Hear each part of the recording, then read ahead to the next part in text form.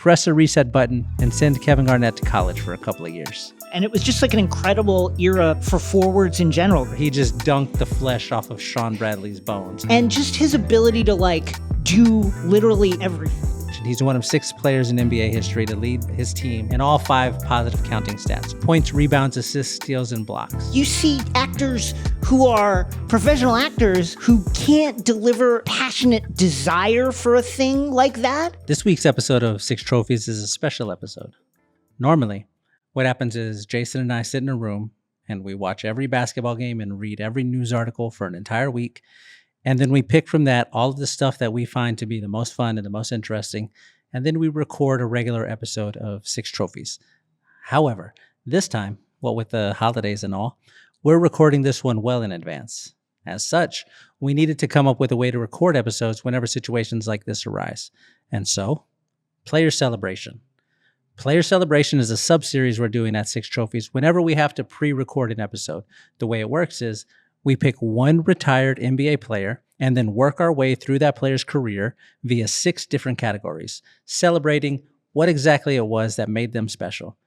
Those 6 categories are best achievement, as in what's the most impressive overall achievement the player accomplished; outside of basketball, as in what's the coolest thing outside of basketball the player did; singular play, as in what's the first play you think of whenever you hear that player's name; irreplaceable skill, as in what's the one thing the player did that nobody else will ever be able to fully replicate; the reset button, as in you can make any change you want to the player's career, what are you changing; and career trophy, as in what's one single trophy you're awarding the player to fully encapsulate that player's career.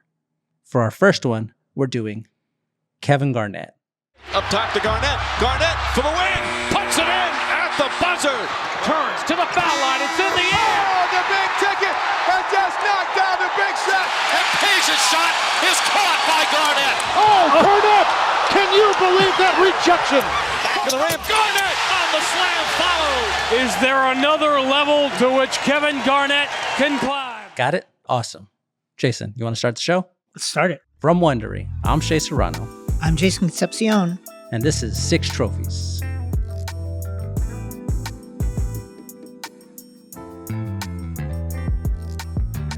Hello, I'm Jason Concepcion, and welcome to 6 Trophies, a podcast series hosted by myself and Shea Serrano, in which we comb through all the NBA news from the past week and hand out 6 pop culture themed trophies for 6 basketball-related activities.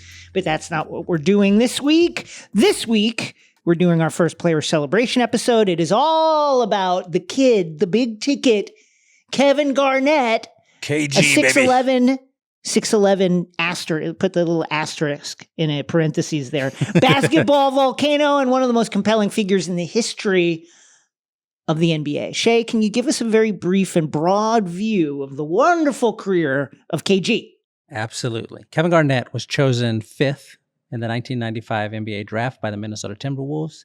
He was the first player in 2 decades to go straight from high school to the NBA. By his 2nd year in the league, he was an NBA All-Star. By his 5th year in the league, he was an All-NBA first-team player. By his 9th year in the league, he was the league MVP. He finished out his career with 15 All-Star appearances, 7 All-NBA first or second team selections, a Defensive Player of the Year award, a League MVP award, 4 Rebounding Champion awards, and an NBA championship with the Boston Celtics in 2008. He has more rebounds than all but 8 players in NBA history, more steals than all but 17 players, and more points and blocks than all but 18 players. He's a giant, Jason, both of the basketball game and of basketball culture. You cannot tell the story of the NBA without mentioning Kevin Garnett, and that's why we're celebrating him here today. Will you tell me, Jason, what is your first Kevin Garnett memory? Oh, man. Timberwolves era with Stephon Marbury, and we talked about it in a previous episode. I'd kind of gotten a taste of them from the Slam cover, and then catching clips of KG, but it wasn't until they made the playoffs that I really got to see KG as a player. And then I was just like blown away. It's hard to tell people now what it was like to see won a player jump from high school into the NBA, a thing that hadn't been done. It hadn't been done in 20 years, right? Mm-hmm. And so that felt crazy. And then the fact that he was 6'11", he's really 7. We'll get into this, but he was the guy that popularized lying about your height so that coaches wouldn't play you at center, right? Yeah, he's a 7-footer. That's a 7-foot man right there. He's a 7-footer, but the way he moved, his ability to guard every position on the floor, like he was like a defensive savant, could come out, guard the guards, go back in, recover, and guard the big guys, like best help defender maybe ever. And just his ability to like do literally everything. It was him and Steph. It was that synergy with him and Stephon Marbury. That was when I really, really first started paying attention to him. And it was just like an incredible era for forwards in general. Garnett, Dirk, like Tim Duncan, Weber. Like those, it was just like Rasheed Wallace, like an incredible era for skilled big guys. And KG and Duncan were the guys. Those were the two guys. So it was just, I just loved watching it. What about you? Hearing you talk about how he could do everything. When we were putting the doc together for this, the research doc, seeing that he was 18th in steals, right? He has 1,859 steals in his career. He's in between Isaiah Thomas and Russell Westbrook. Two guards. He's in between two guards. And then it's a 7-foot, as you mentioned, basketball volcano. Like he was so good at everything. I remember being in high school and hearing about, there's this high school kid who's going to the NBA. Because you're in high school at the time, right? I think I just started or was going.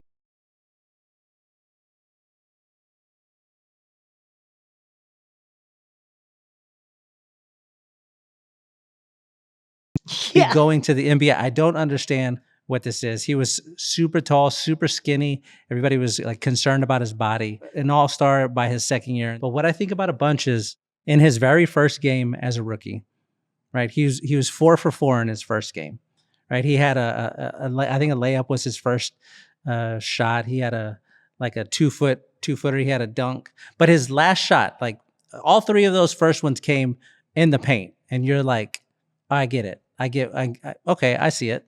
He's going to be pretty good, sure. But his last shot was a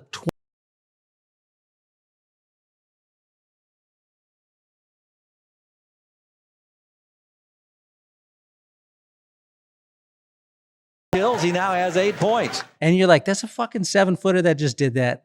Like quick too. This guy might end up being a real problem. And he just kept getting better and better and better and better until he became one of the best, the 3 or 4 best players in the league. He has an MVP season 2004 where he's probably the best player in the league.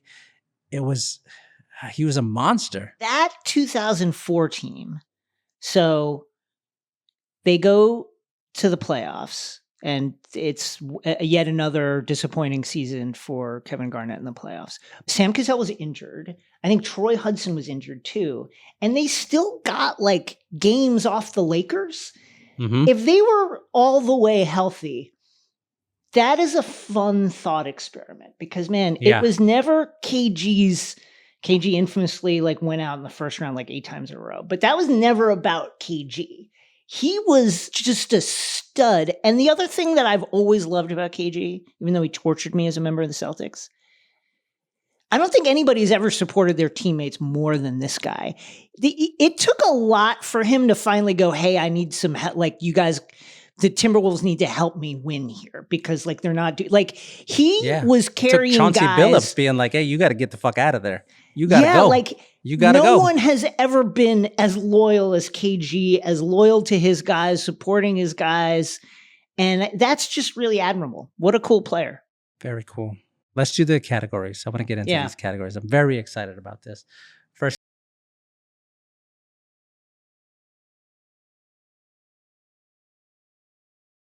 you pick one of these. Okay. Option number 1, winning a championship as the best player on the team, which is important. He didn't just win a championship. He was the best player on that 2008 Boston Celtics team. No love for Paul Pierce? You're not going to He was better than Paul Pierce. You could replace Paul Pierce on that team. You couldn't replace Kevin Garnett. I like Okay. Paul Pierce. Paul Pierce is great. Yeah. Somebody's got to be the best, and then on that team, it was Kevin Garnett. He was the Okay. most irreplaceable player. All right, there's your first option. Second option is 2004 MVP season, wherein he averaged 24, 14, 5, and 2 per game. Guided the Timberwolves to the number 1 seed in the West, has that monster Game 7 in the Western Conference semifinals against the Kings, 32 points and 21 rebounds. He was unbelievable that year. He gave everybody hell. Every person who stood across from him that season got a fucking sledgehammer to the neck. He was crazy. Your third option, turning Minnesota cool. He did that. He made Minnesota cool. It's No Prince love for Prince. No love and for Kevin Garnett. It's Prince and Kevin Garnett. That's true. Yeah. Minnesota has those two names The on their list, replacements. I don't know. which is crazy. Yeah. You got Prince and Kevin Garnett. Minnesota's got to be one of the 5 coolest places ever, just based off of those two guys. Here's your third option. Wait, let me. We're gonna recap. Winning the championship as the best players, 2004 MVP season, turning Minnesota cool, winning his first and only Defensive Player of the Year award at 31 years old. Crazy to not Fucking have won more. It's just honestly insane that he didn't win more than those. Crazy. Yeah. Or the last option, being responsible for the influx of high school players that would go on to get drafted after him, including but not limited to Kobe, Jermaine O'Neal, Tracy McGrady, and LeBron James. Kevin Garnett opened that door. He did open that door. Pick one of those 5. I'm going to pick the high school thing because... That's what I picked too. Because the players have won titles, being the best player on their team. The MVP numbers are amazing, but like other players have had amazing numbers before. I just think the things that opening that high school door led to are so cataclysmic in the NBA. Like he gets that $126 million 6-year deal from the Timberwolves after, 3-4 years in the NBA, after being drafted straight out of high school. And those two things, the high school plus the big, huge contract, right? It again, hard to overstate what huge shocks those were in the culture. Like people could not stop talking about this contract. And those two things led directly to the lockout of 99, like led directly to it. And Kevin Garnett did that. So I think it has to be being drafted out of high school, because what happened, they changed the rules, right? In the early 2000s, David Stern was like, well, do it. It shouldn't in America, shouldn't you be forced to go to college for at least 1 year? Isn't that the American way? Doesn't following your dreams here in the United States of America mean when you have talent, you should be forced to push that aside for at least 1 year to go play for free in the college system? That's the American way. And I think all of that comes from KG. It goes 1975, Darryl Dawkins drafted out of high school. Bill Willoughby drafted in the second round that same year, 1975. And then from then until 95, no other high school players. And then Kevin Garnett shows up. If Kevin Garnett is a bust, oh yeah, what does it look like after that? And the very next year was Kobe and Jermaine O'Neal, and then 97 was Tracy McGrady, 98 Rashard Lewis, Al Harrington, Corleone. Like that's pretty good. I hate to say it, but those are all good guys. Like even Al Harrington had a nice career. Jermaine O'Neal had a nice career. Those are good. Those are players. all-star players. And what does it look like if Kevin Garnett is a bust? What does it look like if he can't deal with the pressure? What does it look like if he became a starter during his rookie season? Sam Mitchell was like, hey, this kid is special. We need to get him into the starting lineup. He's going to change things for us. And then they got him in there, and then he did exactly that. Have you ever met Kevin Garnett? No. I've never I met him one time. What was it like? And it was loud, is what it was like. It was 2017. Basketball and Other Things was coming out, so I was doing the press tour for that. I was in Atlanta. I was appearing on, remember when they used to have the TV show The Starters on NBA TV? Oh yeah, with Trey and Skeets and shouts to my guy Trey Taz and Skeets and Taz Malone, the whole team. But I was out there to do the show, and then I stayed an extra day to do Inside the NBA. And so while I was in the green room waiting, just like minding my business, playing on my phone, waiting for them to call me in there. I just hear down the hallway, before I saw him, I just heard screaming and cussing, like full-throated screaming, full-throated cussing. And then I look, and sure enough, there he was, fucking just towering down the hallway. I didn't like go shake his hand or anything. I was just like, oh shit, that's Kevin Garnett. And then he like glanced in my direction, and I just went, oh, hey, like this. I was so intimidated.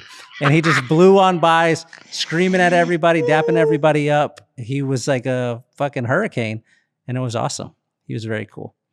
I went to a screening of Uncut Gems. The Safdie brothers were there. Sandler was there, and I was really, really hoping that Kevin Garnett was going to be there, but he wasn't. Oh, man. That would have been cool. More on Uncut Gems soon. Outside of basketball, next category. What's the coolest thing outside of basketball the player did in their career, after their career? I'm going to give you some options here, Jason. Okay. We already know what the winner's going to be, but pick one of these, all right? Number 1, starring in the Fun Police ads that Nike was doing in the late 90s. Those were great. Great series. Oh, we detected a boring basketball game. Let's get in here. Then they play basketball with high school kids, and it's awesome. Very charming. Very clearly a talented actor. You could see it early on, like immediately. Oh, this guy's got something cool. Appearing as himself on the Jamie Foxx show. I don't know if you remember this. He shows up as Kevin Garnett, and the women are just falling all over themselves. They make a bunch of jokes about how big his penis must be. I'm sure he had a great time. I'm sure he was like, he got the script ahead of time and was like, all right, I'll do this show. I'm in. And late 90s were crazy. Your third option. Oh, Zuri, can we hear it? Can we hear the one joke where the woman is like, she's like measuring his body, and she's like, by my calculations, and then she goes, oh, my gynecologist. That's what she says. That's the line she gives. According to my calculations, you are approximately, oh my gynecologist. There it is. Great TV. Your third option. All of the stuff he's done post-career on various podcasts. He's a great podcast host. He's a great podcast guest. Yeah. I'm talking about Area 21 stuff as well on NBA, TNT on NBA, all of it. And then lastly, the one that's going to win, his role in Uncut Gems. Pick one of those, Jason. Well, I want to add one brief other thing that we need to talk about. I consider this outside of basketball because it happened off the court, and that was his relationship with TNT's Craig Sager. Oh, the late I Craig like Sager, it. he of the I Wild like it. Suits. There is an iconic KG Set it on Craig fire. Sager clip. Yes. Where Sags is wearing like a pink, like a flamingo pink, I think it's shark skin suit with a pinstriped shirt to match underneath, and then like a royal blue tie with these little like crescents or something on it. And you know, if you've been watching the NBA for any period of time or NBA TV for any period of time, you might have seen this clip, but it's great. It's from like a decade and a half ago. Craig interviews KG. And then, should we just play it? Just play it. Yes, the great Craig Sager. I've never in my life tried to really go at you in your suits and stuff. Tonight, I am stressing to you. You take this outfit home and you burn it. We don't want to see this. I know you don't double back with outfits. I've never seen you in an outfit twice, but you take this right here. I don't care if it's Versace, name brand. It costs you. No, Saeed, I don't care. You take this and you burn it. And it's just great. Their chemistry is so good. And the way, this is how you knew KG was going to be good on screen, because there's some timing there with the way he says burn it.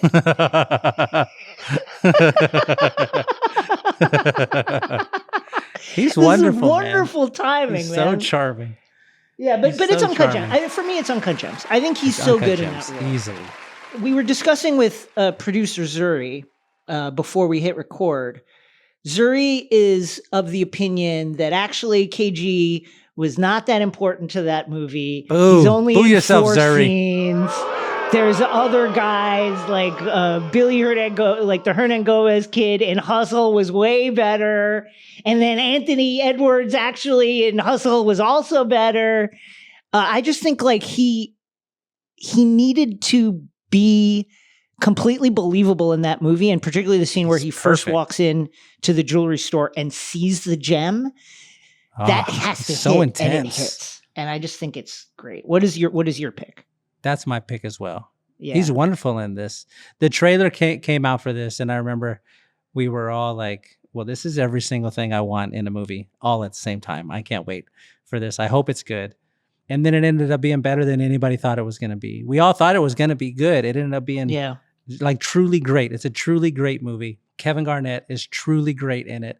It might be like not a joke, like, oh, wasn't Shaq funny in Steel or whatever? Like, haha. Like, no, like genuinely maybe the greatest athlete acting performance I think so. in any movie. Like, it's in that category. It's in that I think conversation. that's right. He's so intense. Why the fuck would you show me it if I can't have it? Like he's just like, he wants it. He wants that stone. You want the stone because he wants the stone. Like, oh, and he breaks the glass because he wants it so bad. Like, Yeah. oh shit. There's a shot where he first gets it in his hand and they go tight, and you're looking at the stone, and it's a tight close up, and right behind that is KG, like his eyes looking at the thing, and it's so intense, man. And I just like, that's hard to do. It's actually hard to do that. Like, you see actors who are professional actors who can't deliver an emotion and an intensity and a passionate desire for a thing like that.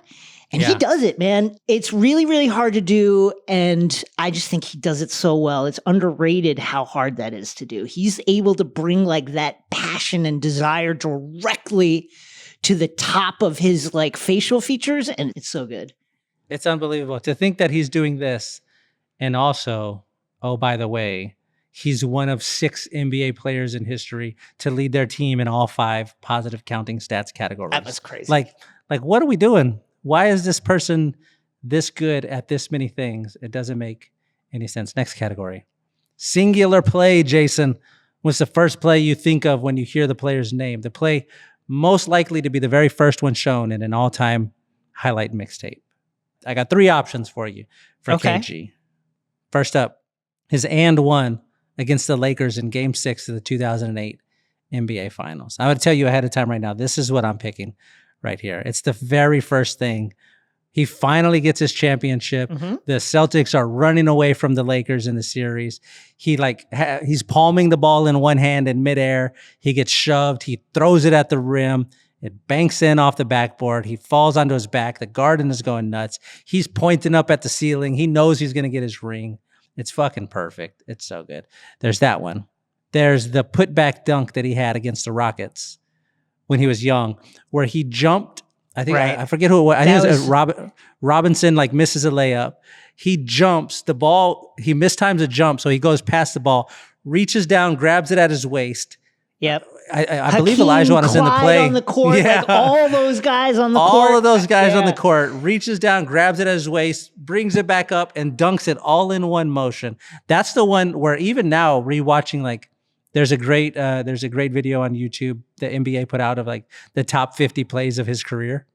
And that's the one when you watch it and you still today, all of these years later, you go, oh, holy fucking shit. Like, that's crazy. Like, whoa. That's your second option. And then your third one is that big dunk, maybe the best dunk, like person on person dunk that he ever had, where he just dunked the flesh off of Sean Bradley's bones. Just like Terminator 2, Sarah Connor holding onto the gate, blasted by the nuclear heat blast. Those are your 3 options, unless you have another one. I don't. Well, I have an option that is actually related to the first option. I think you're right. It is that putback dunk, that and one dunk against the Lakers in the final Game 6 of the 2008 championship series, where the Celtics just absolutely demolished the Lakers. Oh, it's beautiful to watch. It was that play leading into the "anything is possible" scream. Because to me, that is the iconic capper of Kevin Garnett's career. He went off and played other seasons for the Celtics. They went back to the finals. He struggled through injury. He went to the Nets. To me, it's like the perfect punctuation mark on the career is that anything is possible. Yeah. I'm so hyped right now. Anything's possible. Anything's possible! First of all, it's iconic. Second of all, like I'll never forget the Lonely Island, and I'm on a boat screaming and like Kevin Garnett. And the thing is, like, it became that level of cultural event. Yeah. And for me, it's that play leading into anything is possible. Yeah, that's a good call. I was given a talk one time, this company in Colorado, and it was like a company thing. They flew me out there to talk to the employees about being creativity or whatever. It was one of those situations. And I was explaining to them how one of the important things of when you're working in like a field where you have to create things is you have to do stuff that other people aren't doing. You got to do like a different thing. Everybody's doing one thing. You got to go the other way. Mm-hmm. And as a way to explain this, I had a clip. I asked Jason Gallagher, our good friend Jason Gallagher. Yeah. I said, Jason, can you compile together like a 30-second clip of all of the different times an NBA player said at the end of the day in an interview? That's what I need. And it was just like at the end of the day, at the end of the day, at the end of the day, all of these different players, right? And so I was like, you can do that, or you can do this one. And then the other clip was Kevin Garnett screaming, "Anything is possible." Anything is possible. And that's the one that everybody will remember forever. It was, yeah, you're right. All right, we're going to amend it. His and one against the Lakers into the anything is possible scream. That's the singular play. That's the singular Kevin Garnett moment. All right, next category. Irreplaceable skill. What's one thing that this player did that nobody else will ever be able to fully replicate? I have 3 options for you here, Jason. Pick one of these. Option number 1, the intensity. His intensity through the roof, headbutting the basketball stanchion before every game like a goddamn maniac, screaming in practice like it's game 7 of the finals. There's that great story of when they're in I think they were he was with the Celtics, and Doc Rivers was trying to take him out of practice, and he didn't want to come out of practice. And he's like, you got to come out. I'm putting Leon Poe in. They put Leon Poe in. And Kevin Garnett is on the sideline. Everything that Leon Poe does, he's doing on the sideline too. Yeah, Leon Poe sets the screen. Psycho. He sets the screen. Leon Poe gets a rebound. Kevin Garnett gets a rebound. They're going down court on defense. Kevin Garnett is beating them down the court on defense. An incredible story. The intensity. Oh, God. There's your first option. Your second option, that turnaround jumper he had with the super high release. That mid-range from the elbow extended, free throw line extended. Hands straight up in the air, flicking that ball in. Impossible to block. Impossible to block. A great shot. And then your last option, having a cool nickname. The Big Ticket. Great nickname. Great nickname. Started out as a kid, evolved into the Big Ticket. Which one of those 3 will nobody ever fully replicate? I want to mention, just as a honorable mention, I want to mention the really freaky, almost superpower-like ability that he had to set like a million moving screens and never be called for it. I say this as a Knicks fan. Just to keep it a buck, I say this as a Knicks fan. That said, it's it is the intensity. Like that guy was a freak. That guy was an absolute live wire, a downed power line. He was electric at all times. He even watching like his podcast with Paul Pierce or any of the appearances that he has, he's like always shifting around. Like there's an electricity that runs through that guy. Mm-hmm. And you don't develop that. You're just born with that. God made you that way. There's no way to create that if you don't have that. There's no way to rev up your engine. I don't think that guy was created like that. That intensity. I don't know if we'll see something like that again. We never will. Nobody was ever at that level. I really like that when he was playing basketball. Of course, that's how it came out of him was through basketball, doing various basketball things. But now that he's outside of basketball, you're seeing it come out of him in his storytelling. He's an incredible storyteller. He's so much fun to listen to him talk. Even if he's just talking shit to Paul Pierce, it's great. But it's always, I think, a downed power line is an incredible way to describe Kevin Garnett. He's just fucking flopping around, waiting for someone to get close to him so he can fucking like Blanca in Street Fighter electrocute you, and then you see your skeleton inside of your body. Yeah, that's his irreplaceable skill. Nobody will ever be as intense as Kevin Garnett. Could you imagine if Kevin Garnett was shit talking you? If he was like, we talked about it 2 episodes ago, but when Paul Pierce doesn't pick LeBron as his top 5, and then KG goes in on him for like what felt like 2 straight minutes of just like shitting on Paul Pierce, like I would break down and fucking cry. That guy, I would cry. You hear the various stories of like Kevin Garnett being mean to somebody, and there's one or two options. Like there's the one of Joakim Noah asking him during a game. He'd like apparently idolized Kevin Garnett, and they're playing against the Celtics, and Kevin Garnett hits him with a little move, and then Joakim asks him, How did you do that? Like, can you teach me that move? And Kevin Garnett is like, fuck you, dude. Like, figure it out yourself. Like, just shitting all over him. And then Noah has that fight in him, so he was like, all right, that's gonna be our relationship, sure. But then there's the other version of Garnett doing that, and it being like a heat blast on a sunflower, and just this person wilting. Like that happens a bunch too. Like that's part of it. I'm with you. I would wilt. I would crumble under the pressure. As mentioned, I couldn't even say hello to the guy. I was too intimidated to even say hello. He wasn't even looking at me. It was terrifying. I love him. I love Kevin Garnett. Being in San Antonio and watching always him versus Tim Duncan, because it was always like everybody in San Antonio was like, Tim Duncan is better than Kevin Garnett. And watching those two guys go at each other, fire and ice, was beautiful basketball. That is beautiful one of the greatest. Basketball. That matchup is the perfect encapsulation of the saying styles make fights, because those guys were elite in 2 totally different ways. It was amazing. Totally different. Next category, the reset button. Jason, you can make any change you want to the player's career. What are you changing? I have a couple options for you. Man. I have a couple options for you. If you have a different one, feel free to throw it in here. But here's what I got. You alluded to this earlier. What if the Warriors pick him first in the draft rather than the Timberwolves, right? What if he comes a few years later and being a high school kid, drafted is a normal thing? And we're going to pick him first like we did LeBron. He goes to the Timberwolves. He had his best ever season with the Timberwolves when he was teamed up with Latrell Sprewell and Sam Cassell, like you mentioned, right?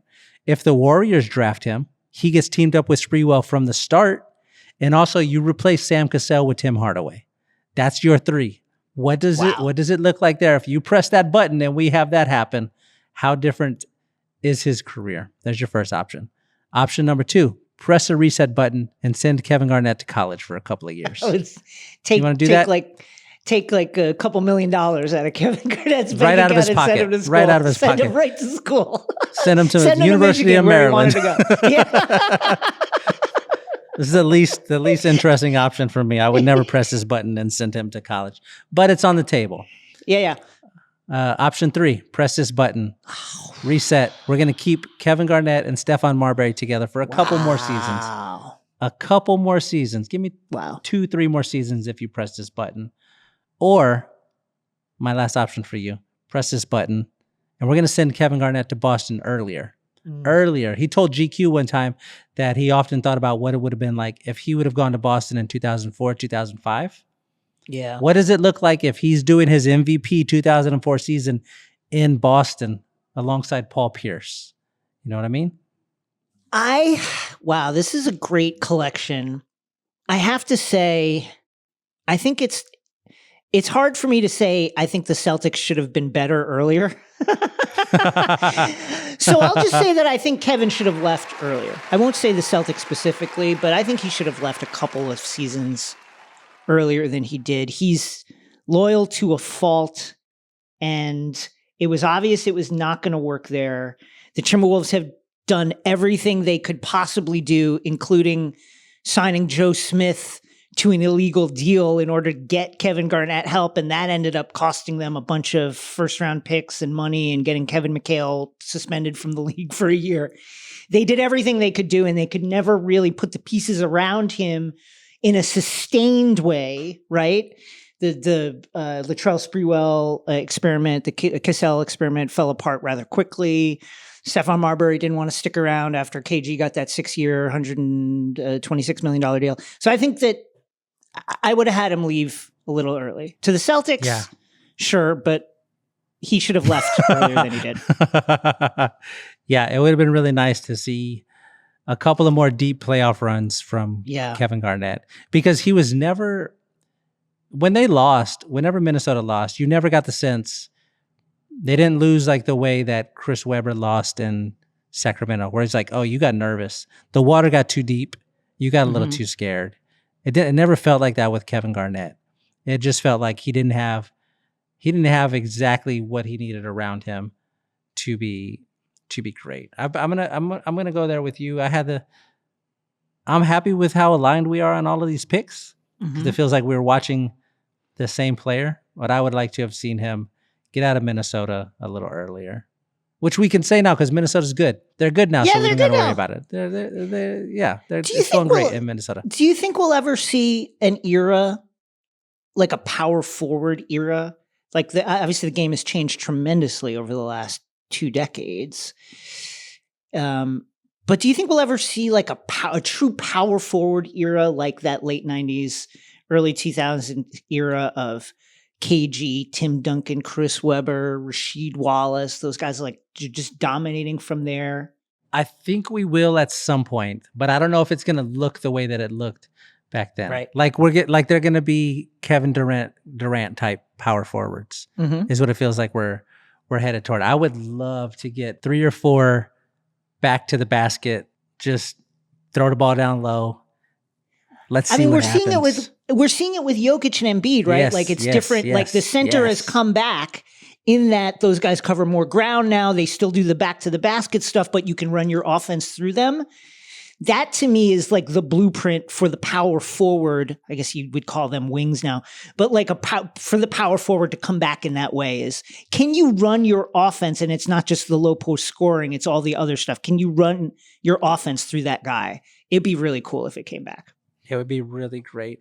Can we, before we go to the last category, before we get to career trophy, where we assign one trophy to encapsulate the entirety of Kevin Garnett's career, I'm going to give you a few basketball stats that speak to the all-around 5-tool general greatness of Kevin Garnett, because that's really where he differentiates himself.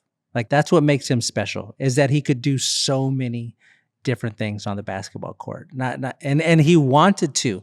Every story you hear about Kevin Garnett as a teammate was like, we had to talk him into shooting the ball more because he wanted to pass it. We had to talk him into this because he wanted to do these other things, right? That's what makes him great. So I already mentioned he's one of 6 players in NBA history to lead his team in all 5 positive counting stats. So we're talking points, rebounds, assists, steals, and blocks, right? Only 6 players have ever done it. He's one of them. Dave Cowens did it for the Celtics in the 78 season, Scottie Pippen in the 95 season, Kevin Garnett in the 03 season, LeBron James in the 09 season, Giannis in 2017, and the Joker in 2022. Those are the only players who have ever done it, all right? Additionally, Kevin Garnett finished in the top 30 in the NBA in each of those stats in the same season on 6 different occasions. Only no other player has done it more than twice. He did it 6 times. Nobody else has done it more than twice, and Kareem and Giannis have done it twice. KG is the only player in NBA history with 20,000 or more points. He's got 26,000 points. 10,000 or more rebounds. He's got 14,000 rebounds. 5,000 or more assists. He's got 5,400 assists. 1,500 or more blocks. He's got over 2,000 blocks and 1,500 steals. He's the only player that can hit all of those plateaus. The only one who has ever done it. He was the MVP in 2004 and the Defensive Player of the Year in 2008. And the only other players to win both of those awards at the same point or at some point during their career, Giannis, Jordan, Olajuwon, and David Robinson. That's it. Woo! And then Kevin Garnett. 15-time All-Star. Kareem, LeBron, and Kobe are the only ones who have more. Selected first team All-Defense 9 times, which is tied for most in NBA history with Jordan, Peyton, and Kobe. Like I can keep going. I've got a whole list in front of me, courtesy of Mike Lynch from Basketball Reference. I was like, Mike, I need some numbers, Mike. And he just sent me pages of this stuff. Kevin Garnett, a true basketball trendsetter who it feels like we're slipping away from how great Kevin Garnett was. I think we've forgotten a little bit. I think the long tail of his career often I don't know about you, but when I first started watching NBA basketball, like as a kid, you'd see these guys like Kiki Vanderway was on the Knicks, right? And it was a long time before I realized that Kiki Vanderway was like a 28-point scorer in the league for a lot of years. And I think it's the same way. Like Kevin Garnett had such a kind of like slow roll out of the NBA, down from his peak, that I think it's easy to forget that this guy is one of the all-time greats. Yes, he absolutely is that. It's also, I think, a thing that makes it a little bit tricky to calibrate is, as we discussed, like his main best thing was his intensity. And that's a hard thing to explain to somebody who didn't experience it. It's like trying to explain to somebody holding your hand what holding your hand over the stove feels like. Like you got to feel it to know. I also think like for today's NBA, it's like when you think intense, it's like you think about Draymond Green like choking guys. Yeah. Kevin Garnett was that intense without doing that, without crossing lines. God, what a monster he was. What an incredible basketball player. All right, last category. Career trophy, Jason. You have to assign one single trophy to fully encapsulate the player's career. You came up with one. I came up with one. Mm-hmm. I'm going to go first, and I'm going to stay in theme. I'm going to stay in line. I'm going to stay in my little traffic lane here. Okay. I'm giving Kevin Garnett, for all of the reasons we just finished discussing about how special he was as an individual talent, about how his intensity drove him to greatness in a way that it has never driven anybody, not even the great Michael Jordan. Not even that. I'm giving him the Adam Sandler and Uncut Gems. This is me. This is how I win trophy. This is my fucking way. This is how I win. That's what he gets. That's Kevin Garnett. That's how he wins in a way that only Kevin Garnett could do it. That's my career trophy for Kevin Garnett. My career trophy for Kevin Garnett acknowledges his fierceness, his controlled rage, the intensity that we've spoken about over the course of this episode. That is why I am awarding Kevin Garnett the Bruce Banner, That's My Secret Cap, I'm Always Angry trophy. I love it. That's my secret, Cap. I'm always angry. I love it. What a great trophy.